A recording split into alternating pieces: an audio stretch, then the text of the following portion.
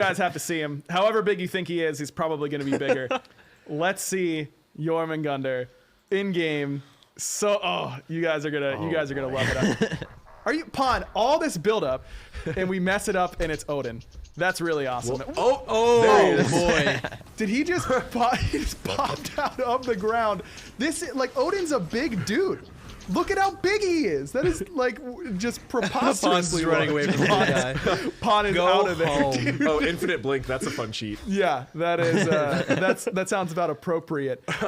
And that wasn't Dev. Part. No, Like, he's not scaled in any sort of weird way for that presentation. That's just how big he is. That was an Odin size, and that was Jörmungandr. He's a big boy. Really looking up at Jörmungandr. Here he is in all of his glory. And that pop out wasn't, again, any Dev shadiness. It was just Jörmungandr. Yeah, that's part of his kit, as Yep. we'll get to. He has a heavy, he's a guardian, and he is designed around the concepts of zone control, and he's got a bit of an ambush type of style to him. So the zone control, I think we brought that into the design because of his history and lore about the world, right? He is a global presence, and although his ultimate may or may not be officially global. There's another one. Yeah, that's how big he is when you're just driving him around in the game. And then, just as you can see here, just moving him around, he feels very different from other gods. His camera is roughly 3 times taller than other tall gods in the game.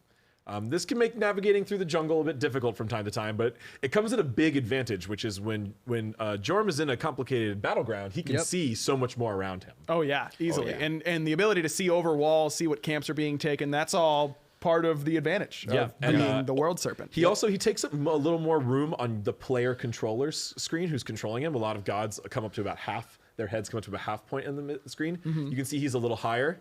That's his jump. But taking the camera up too much higher was starting to get really zoomed out. We felt like this was really a sweet spot where the player can still see what's going on and actually can see a lot more about what's going on around them overall, than a normal god, but didn't make it feel like a completely different game.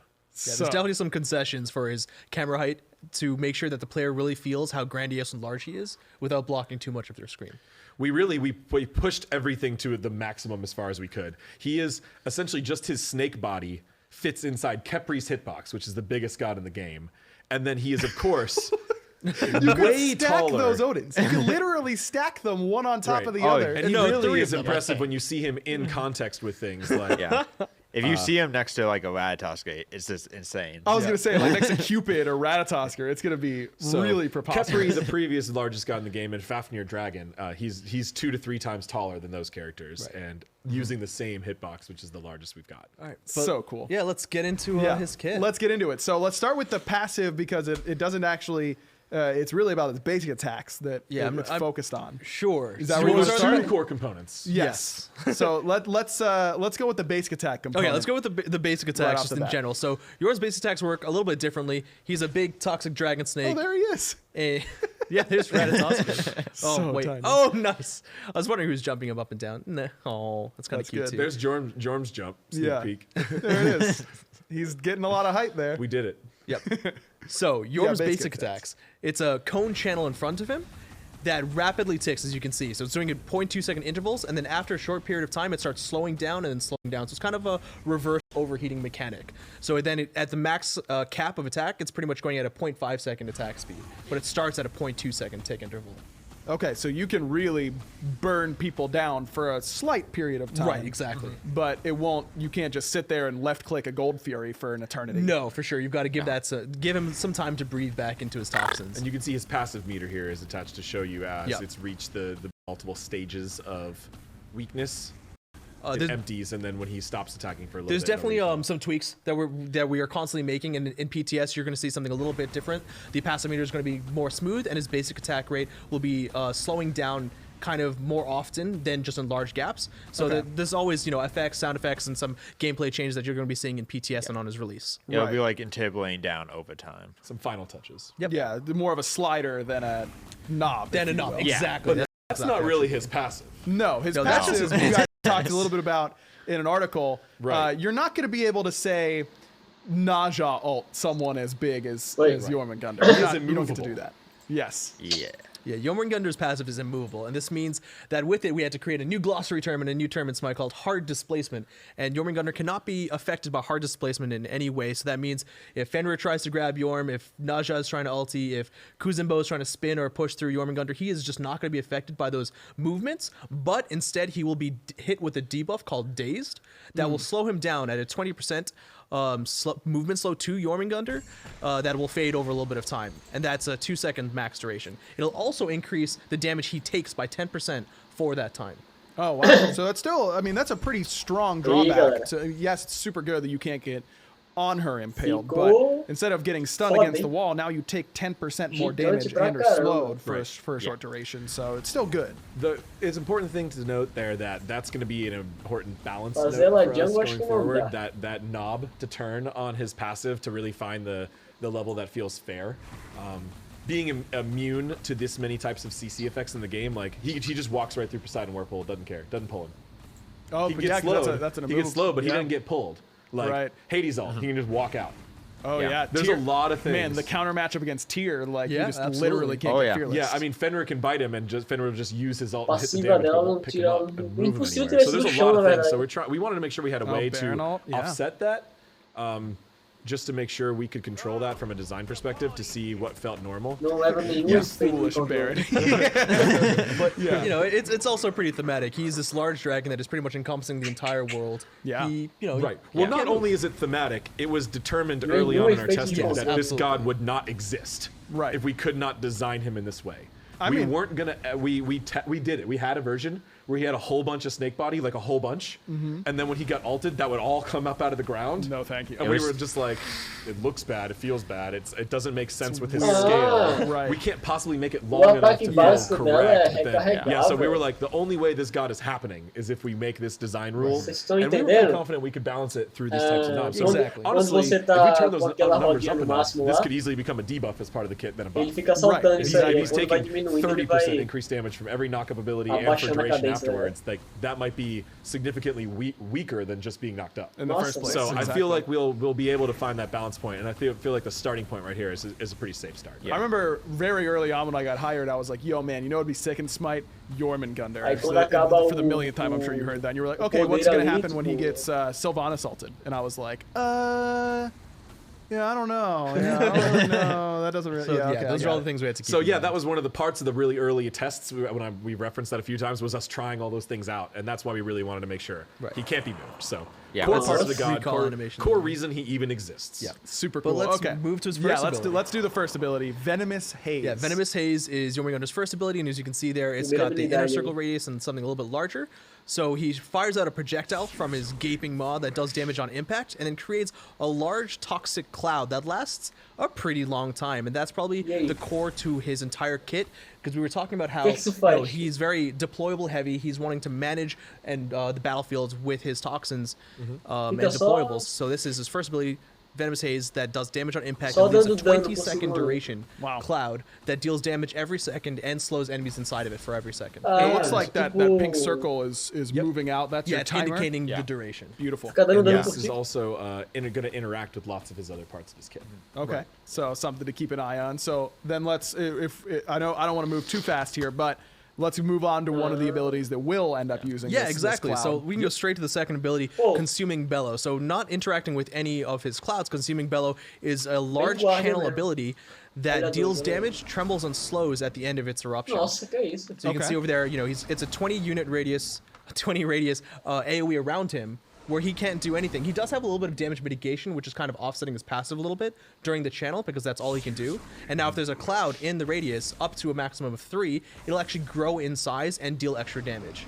Oh yeah, that got a lot bigger. And you can see the que massa. projectiles there that show that you've used the clouds. yeah, he kind of sucks him up into the storm that's brewing. In around fact, it's him. also taking some of the duration. You can see those pink Yeah. circles we talked about. Those indicating that those toxic clouds now last a much shorter This is amount one of of time. my favorite design choices we've made on Yorm, because we've had a lot of gods that can kind of Isso dá danos. they use things and then they Essas consume bolinhas them and aí they em go cima back e and os forth, and essas it creates perto. some weird feelings where boy. you Ela feel like, dá oh dano no, extra. They're gone forever. Bye, Odins. Forever. They do not like They being don't stop. trembled. Bots don't like being trembled. It used to create some weird feels where like it would kind of encourage you not to do the thing, because then you would be removing things and you'd be losing things, kind of like old Hades before we updated his passive and things like that. Right, losing So the what blight. we've done with Jorm is actually when he uses one of his venomous clouds, he just decreases their duration, but they still remain there.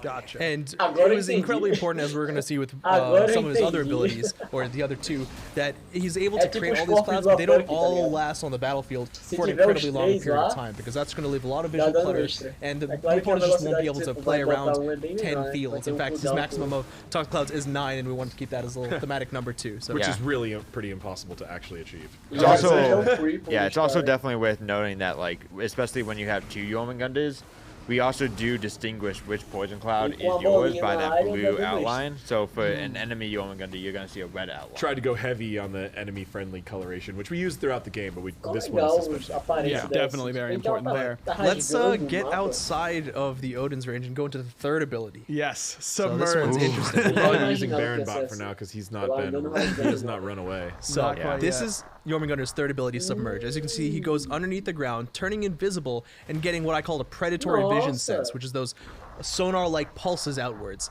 And what that does is it allows him to see enemy gods, only Jörmungandr, through walls, through fog of war, and through invisibility. Stealth gods. So that means if there's a Loki, an Ao Kuang, and Izanami that's trying to stealth away, well, he will be able to find them. Sonar pulsing. I mean, Caralho, whoever's que playing Jorm better have good massa. communication, because you know I need to hear he's running north, he's going towards mids. Like I gotta know. Give me your sonar call outs right away. Massa, and then a mano, big vai tirar knockup atenção when Yeah, Sonar, he exactly. emerges. So you can see Sonar, on his emerge, when it vocês conhecem, refires, it tipo, knocks do- up enemies and does do damage. morcego lá. He can be CC'd out of this, in which Qualquer case he's god not going to knock up invisível, enemies. And ela also, if he observa takes enquanto any faz isso. damage from gods while he's stealth, it will break the stealth. Oh, okay. So it's more like an Ao Kuang Ela stealth. tá Then. aí, se Exactly. It doesn't break you tiver out of the algum ability, bot it just stealth lets nessa you see área, him swimming towards you. Oh, okay. I understand. So you'll still see you him won't more. lose your knockup potential necessarily. And my favorite part about this is, you know, I'm a Guardian main, and you are always looking for ways in Smite as a Guardian to get in on the enemy team and then crowd control them. So, like using Blink and Gebalt, or using a Fafnir leap and then ulting and things like that, or Bacchus flop. This is a new way to do that as a Guardian, where you actually can try to stealth into their squad and then knock them up and then make a team play off it, team fight off it, which is just super fun. That's And so we cool. also need to make sure to mention that it's also a movement speed increase, right? So that the way he can chase down enemies and lurk underneath the ground, It's a slight movement speed increase, though. It's difficult to really run people down with this. We want Right. you to Yeah. have to be tactical with it. Right. gotta I'm be just thinking stealthy. of the cool moments where you're in the, a team fight breaks out, Jorm's in the middle of it, and then he just submerges, and you're like, is he going on me? Is he going to help his back line? Like, what's gonna happen And in here? fact, right there, Pawn showed off the last thing that Submerge does, which is if he interacts middle with of any of it. his current Toxic Clouds on the ground, it takes some of the duration and it creates 2 new deployables as well. So Ooh. that's a And way then of all creating three more. are at the shortened duration. Exactly. That's really cool, and sets him up beautifully for his 2 right there. Yeah, as it Pawn does. said. Exactly. It does. So you've got a really strong combo here as Jorm. You toss the cloud, then get it ready for the next one. It can be difficult to really throw a cloud on an opponent Agora and then essa câmera dela go tá underground and burst muito out on them, though. So nervoso. these abilities, although they have synergies, they have synergies in multiple directions, and you Right. can use them in multiple orders for differing levels of the combo. Whereas pulling off the true combo, the 1 into the 3 into the fully charged 2, is actually pretty difficult to execute. But What- it seems like you get a pretty good reward. Should it work Oh, out yeah. for you? Yeah. Oh yeah. And one of my favorite things about just like these poison clouds is they're great for crowd control and like managing where people are going. Yeah. He can block off an entire entrance to his duo lane with that. Yeah, You know, then zone you're control. sacrificing a lane clear ability pretty heavily there, but you can do that if you're worried about a gank. So Yeah, Yeah. definitely. And of course, you only have 1 charge. It's not a charge-based ability, so you do need to wait for the cooldown. Right. But absolutely. but it's pretty strong, regardless. And I think this is the part that everyone exclaims about. We have to show off his ultimate. Yeah. You know what? Real quick, before you Oh. do that, Clumsy, all of you viewers at home, sit down. Make sure your drink isn't anywhere near you. Make sure you're nice and calm. Take a Bora deep lá, bora breath, ver a ult agora. and let's show Yeah. off the World Serpent. Oh boy. Do it. Yeah.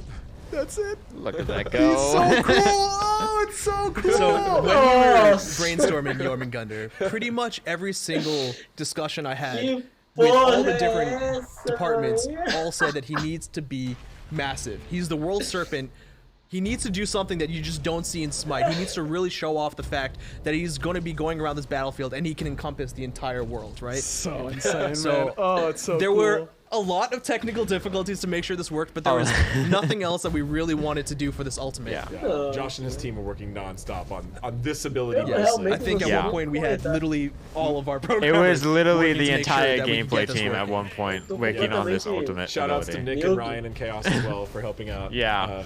Jordan too, for sure. So yeah, But it's and a Jordan mod. our lead. So there's a lot of things going on here. So yeah, let's break The it. gameplay Yeah, let's do it. functionality specifically here is this: it's a multi-hit area. Okay. So he's gonna go. He's during that warm up is a long channel time where he can be damaged. Then he goes untargetable for the entire duration, so you can't hurt him during these arcs. Sure. And then you get 3 different targeting stages where you can deal damage, Da- da- and you'll deal da- damage da- at the da- location he exits the ground, at the location he enters the ground, and then his body will fall, dealing reduced damage Right, on the middle. which is that middle, spline rectangular section you can see. Okay, It's yeah. right there. I mean, the body's got to go somewhere, right? Yep. So it kind of collapses in Exactly. and crushes you. When he, You measly I'm gonna little solve god. them. yeah, Why when not? you're just getting ready. So I'm pretty sure that's in his voice lines Oh too. yeah, it is. When you enter out of the ground and you exit as well, he does a knockaway. So any enemies in that area are going to be knocked away from the massive girth of Jörmungandr.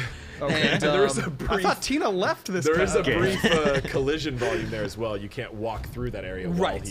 while he's so going he's into the creating ground. small Oh, wow, areas. that's He really does strong. make brief walls even. That's really strong. And the big thing is, I mean, how do you peel this? He I did mean, strong my also. man's is moving. Oh, yeah. And he is really schmoving around, and you've got no answer to it. Yeah, I mean, he's going to be doing this, and he can't even Like escape a his ability, so Papa he's got to fire all 3 shots. You won't be Okay. able to break out of this early. Jörmungandr is locked into that move once he fires it. He also, on submerging back into the ground, leaves a short duration Toxic Cloud as well, so you can see, one cloud is created there, another on the second fire, and then finally on the third. Yeah, those are pretty short duration though. Only a couple seconds there. Yeah. I'm imagining myself like chilling in mid lane. I'm doing my thing, clearing my minions, Zeus detonating people left and right. And then this man is gonna come like bounding out of the jungle at me, and I'm gonna be terrified. Yeah. I mean, If it's his ult, at least you'll see it coming. If it's his 3, you might just get That is- knocked that- straight up without that's even true, seeing too. it. Yeah. There's Seeing it. nothing more terrifying than a Yorm coming at you from the sky. So this you're like doing ability- gold. You're like rushing before he gets here. You see him coming, mother of God. It's like it's instant like oh crap moment. Really, we wanted to show off. We wanted to make Yorm really world serpent sized as best we could. So he's huge here. This ability is especially good for quick rotations, moving from lane to lane. It's pretty good at securing a kill if someone's at very low health. Although it is quite jukeable. Sure. Yeah. The amount of You gotta time go have- pretty wide because the body's gonna come down and slam you too. Yeah, Sure. but you do have a I good want bit of to talk time. I about mean,